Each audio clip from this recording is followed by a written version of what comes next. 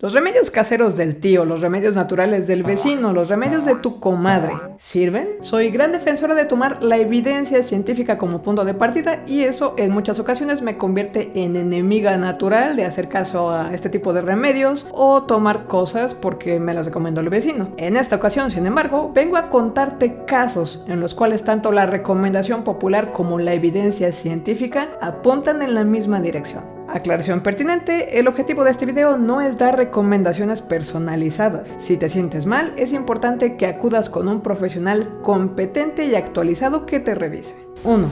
Ciruelas pasas. A nivel mundial se estima que entre un 2 y un 27% de la población sufre de estreñimiento crónico. Cabe aclarar que la cifra depende mucho de la definición que se tome, unas son mucho más estrictas que otras. Cada persona es diferente, así como hay personas que van al baño a depositar sus desechos sólidos 3 veces al día, otras van 3 veces a la semana y lo más frecuente es encontrar personas que van una vez al día. Ninguno de estos casos parece ser particularmente grave o preocupante a menos de que vayas menos de una vez a la semana. En cualquier caso, las recomendaciones para tratar el estreñimiento suelen incluir cambios de dieta, beber más agua, hacer más ejercicio y aparentemente las ciruelas pasas también son útiles. En este estudio pequeño, consumir jugo de ciruelas pasas por 8 semanas resultó ser efectivo en reducir el estreñimiento sin provocar diarrea o derivar en otro tipo de inconvenientes. El jugo utilizado en este estudio contenía abundante sorbitol que parece ser particularmente útil contra el estreñimiento. Se considera que el sorbitol atrae agua al intestino grueso, con lo cual las heces se ablandan y se facilita su paso por el colon. Además, el jugo contenía fibra, especialmente pectina y polifenoles. La pectina es un prebiótico que, como hemos platicado en otros videos, es el nombre que utilizamos para referirnos a las sustancias que sirven de alimento a las bacterias benéficas que viven en nuestro intestino. Este otro artículo identifica varias bondades del consumo de las ciruelas pasas, no en jugo, sino como un snack, incluyendo una mayor sensación de saciedad, con lo cual puede ayudar inclusive a combatir obesidad, diabetes y enfermedades cardiovasculares relacionadas. Cabe aclarar que, por ejemplo, esta revisión de varios estudios encontró que la evidencia a favor del consumo de la ciruela pasa para resolver el estreñimiento no es tan robusta. Esto se debe en gran medida a razones metodológicas, o sea, no todos los estudios están tan bien hechos. Aún así, suena a que hay buenas razones para probar el remedio y no encontré desventajas. Para ser claros, estamos hablando de unos 100 gramos por día para adultos. 2. Miel. Como platicamos en este otro video, hay estudios que han comparado a la miel contra algunos medicamentos contra la tos para niños, encontrado que puede obtenerse un efecto semejante en su uso nocturno en el corto plazo. Esto no quiere decir que tomar miel sea suficiente razón como para ya no ir al médico, pero en primera instancia puede ser un apoyo temporal. Cuando yo estaba chiquita siempre me enfermaba en fin de semana, puente o en general días y horarios en los que era mucho más difícil encontrar un médico. Para esos casos quizás sea útil. Sobre todo, idealmente utilizando miel que sí sea miel. Por cierto que hay estudios que sugieren que consumir ajo ayuda a bajar el colesterol. Desafortunadamente también hay estudios que concluyen lo contrario y por eso es que no lo incluye explícitamente en la lista. De lo que sí estamos seguros es que si consumes ajo para reducir el colesterol, no se te va a acercar el conde Drácula nunca. 3. Agua salina para limpiar la nariz. Antes de las buenas noticias, tengo que darte la advertencia de este punto. Hay algo conocido como ameba come cerebros. Es un microorganismo que vive en agua dulce templada y puede encontrarse tanto en tierra húmeda como en lagunas, estanques, piscinas y agua contaminada diversa. Hay casos documentados de personas que han fallecido tras infectarse con agua de piscina.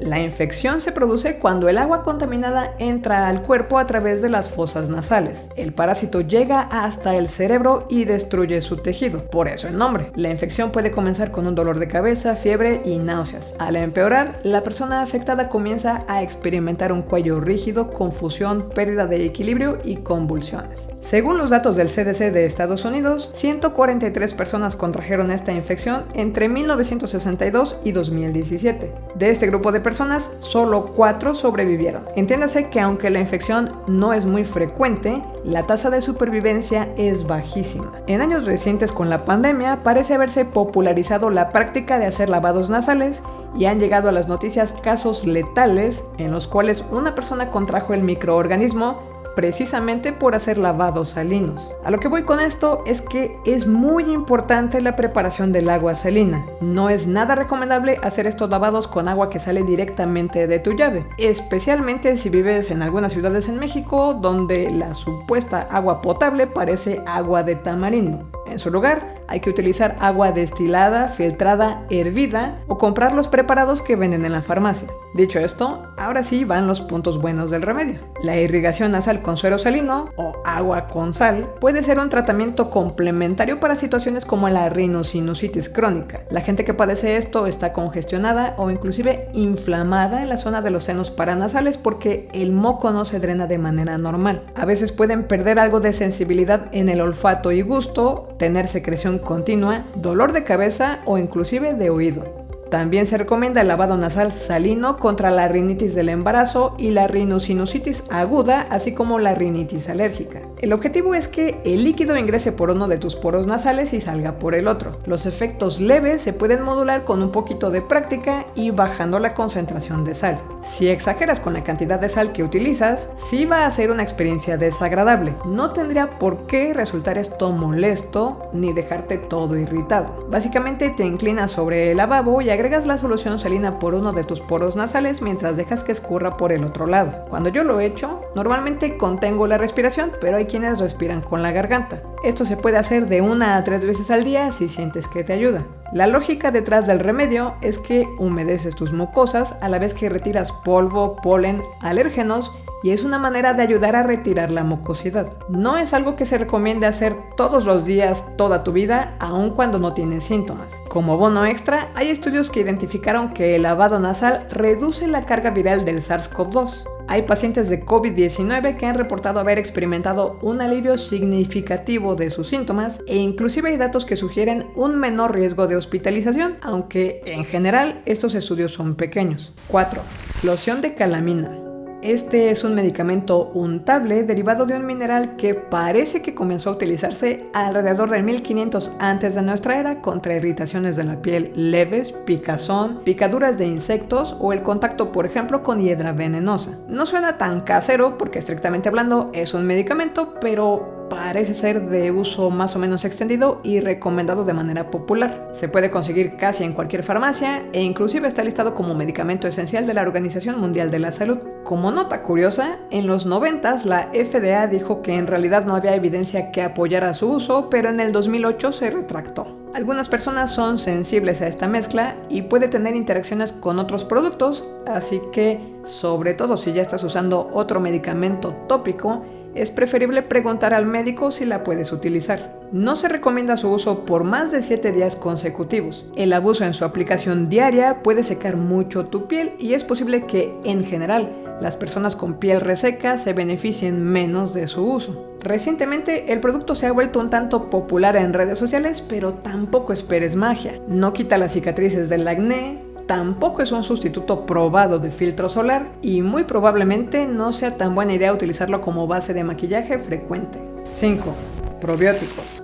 Los probióticos son organismos vivos que, administrados en cantidades adecuadas, confieren un beneficio para la salud del huésped. Estas bacterias buenas son súper útiles en nuestro colon porque nos ayudan a digerir alimentos que nosotros solos no podemos y con ello facilitan que podamos obtener vitaminas y nutrientes. Además, la existencia de estas bacterias ayuda a tener menor presencia de bacterias nocivas. También parecen tener una influencia positiva en nuestro sistema inmunológico. Como hemos comentado en otros videos, es probable que la presencia de los probióticos pueda tener efectos en la producción de neurotransmisores que nos hacen sentir bien. El uso de los probióticos es prometedor para distintos fines, como la prevención de la diarrea asociada al consumo de antibióticos, tratamiento de los cólicos de lactantes, tratamiento de la enfermedad periodontal y para casos en remisión de colitis ulcerosa, entre otros. Dado que los suplementos no necesitan pasar por procesos de certificación o revisiones como los medicamentos, en general es difícil recomendar que se consuma X o Y suplemento. En cambio,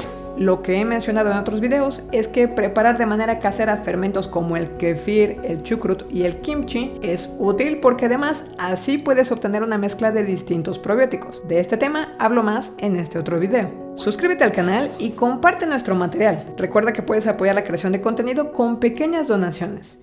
Muchas gracias.